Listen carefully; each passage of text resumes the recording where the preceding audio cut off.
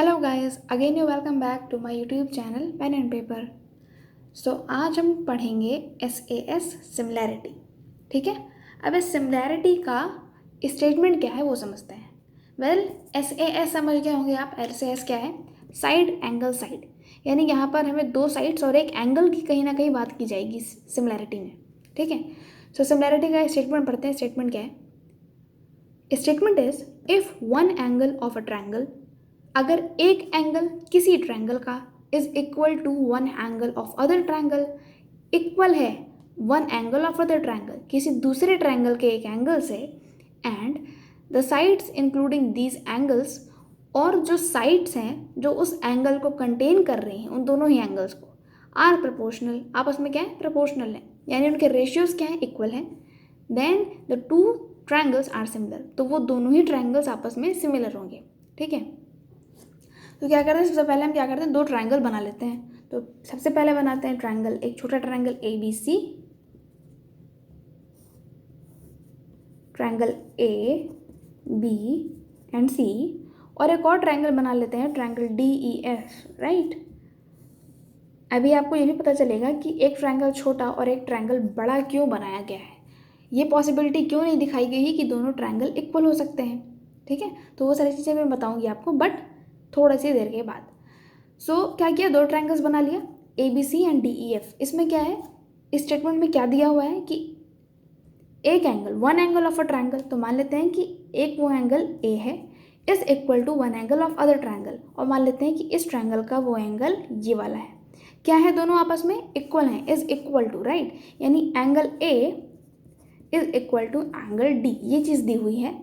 And the sides including these angles, जो sides हैं जो इस एंगल को इंक्लूड कर रही हैं, या आप कह लें कंटेन कर रही हैं। तो एंगल A को कितनी साइड कंटेन कर रही हैं? हर एंगल, हर ट्रायंगल में किसी भी एंगल को दो साइड्स कंटेन करती हैं। ठीक है। अगर सपोज मैं एंगल B की बात करूँ तो इसको भी दो साइड्स कंटेन करेंगी, BC और AB। सिमिलरली C के लिए बात करूँ, एंगल C के लिए, तो इसके लिए भी दो साइड्स होंगी, BC और AC।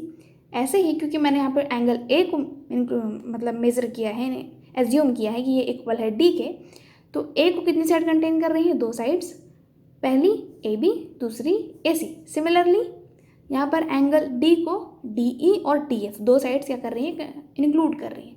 तो वो क्या है? आपस में प्रोपोर्शनल है, यानी इनके रेशियोज आपस में इक्वल है। तो कैसे लिखेंगे?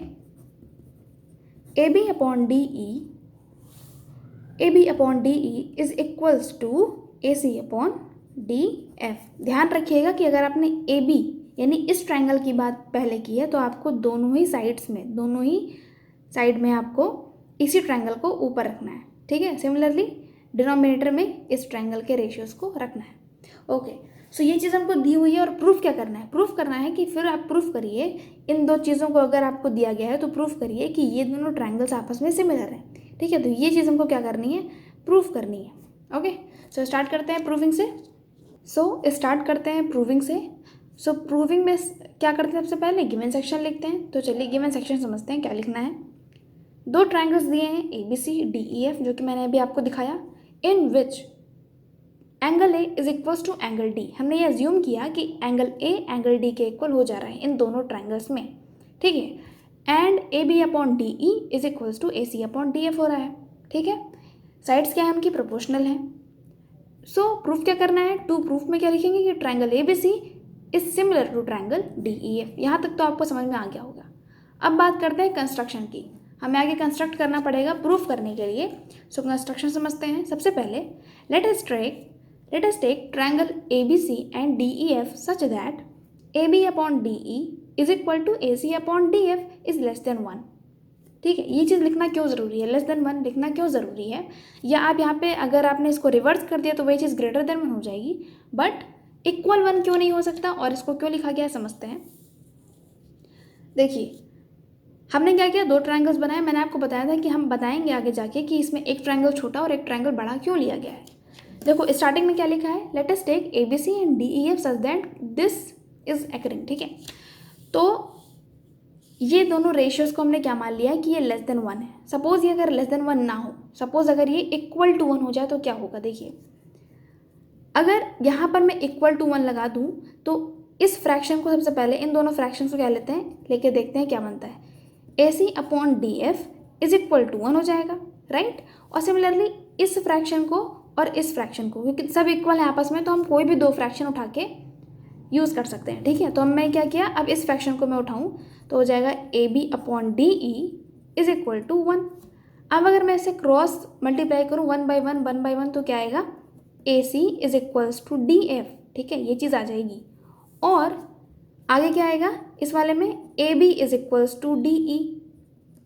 तो देखिए वो ट्रायंगल में कहाँ से हो रहा है, AC इक्वल्स टू DF आ रहा है, AC इक्वल्स टू DF आ रहा है, राइट। और इससे क्या हो रहा है, जब हमने इक्वल्स टू 1 एज्यूम कर लिया तब की बात बता रही हूँ, ठीक है। तो जब यहाँ पे क्या आ रहा है, AB is equals to DE, यानी AB इक्वल हो रहा है DE के। अभी आप देखो क्या हो रहा है, इस ट्रायंगल की साइड, वेल फिगर पे मत जाइएगा, हाँ ये छोटा दिखा है और ये बड़ा ट्रायंगल दिख रहा है, बट मान लेते हैं कि जब 1 होगा तो क्या होगा, ठीक है। सो इसमें क्या हो रहा है, एक साइड, इस ट्रायंगल की एक साइड इक्वल हो जा रही है इस ट्रायंगल की एक साइड से, और यहाँ पर भी एक साइड इसके इक्वल हो जा रही है, और एंगल्स तो इक्वल दिए ही हुए थे, एंगल ए एंगल डी। तो देखो अगर हमने 1 के इक्वल मान लिया तो क्या हो जाएगा, SAS कॉन्ग्रुएंस रूल लग जाएगा। SAS कॉन्ग्रुएंस रूल क्या कहता है कि अगर किसी ट्रायंगल में, किन्हीं दो ट्रायंगल्स में साइड एंगल साइड अगर इक्वल हैं, देखो साइड यहाँ पर इक्वल थी, इसके इक्वल ये हो जाएगी, इसका पेयर ये मिल जाएगा, एंगल डी यहाँ पर मिल जाएगा एंगल ए के साथ, और ये दोनों साइड्स आपस में इक्वल है। तो वैसे इस कॉन्ग्रुएंट रूल के अकॉर्डिंग ये दोनों ट्रायंगल कॉन्ग्रुएंट ट्रायंगल बन जाएंगे, राइट। बट हमें क्या प्रूफ करना है कि ये दोनों ट्रायंगल्स आपस में सिमिलर हैं। तो अगर ट्रायंगल कॉन्ग्रुएंट हो जा रहा है तो सिमिलर तो ऑटोमेटिकली हो जाएगा, बिकॉज ये इसका एजम्पशन होता है, राइट। ये इसका रूल होता है कि जब कोई भी चीज़ कॉन्ग्रुएंट है, कभी भी दो फिगर्स अगर कॉन्ग्रुएंट है तो वो आपस में सिमिलर तो डेफिनेटली है, ठीक है। तो हमें क्या प्रूफ क्या करना है कि वो सिमिलर हैं, ठीक है। अगर हमने 1 के इक्वल मान लिया तो हमारा प्रूफ खत्म हो जाएगा। सो हम एक जनरल केस लेके चलते हैं कि ये 1 के इक्वल नहीं है, तो इसलिए हमें क्या अब यहाँ पे प्रूफ करना है कि ये दोनों सिमिलर हैं। कॉन्ग्रुएंसी की हमको नहीं पता है कि कॉन्ग्रुएंस कब होंगे, जब वो इक्वल्स टू 1 हो जाएंगे, ओके। सो आई होप आपको ये पूरा चीज़ समझ में आ गया होगा। सो आइए स्टार्ट करते हैं कंस्ट्रक्शन से।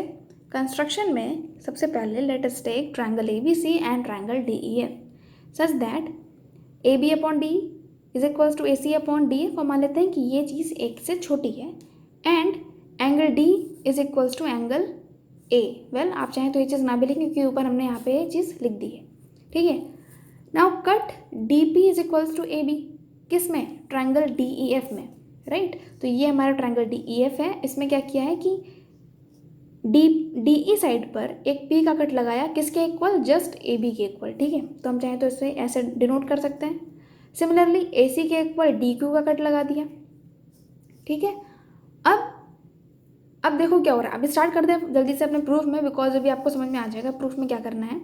देखो इस ट्रायंगल में DPQ में और ABC में ये साइड, ये वाली जो साइड है AB, ये यहाँ पर इस ट्रायंगल में DP साइड के इक्वल हो रही है, और AC DQ के इक्वल हो रही है, और बीच का एंगल आपस में इक्वल है।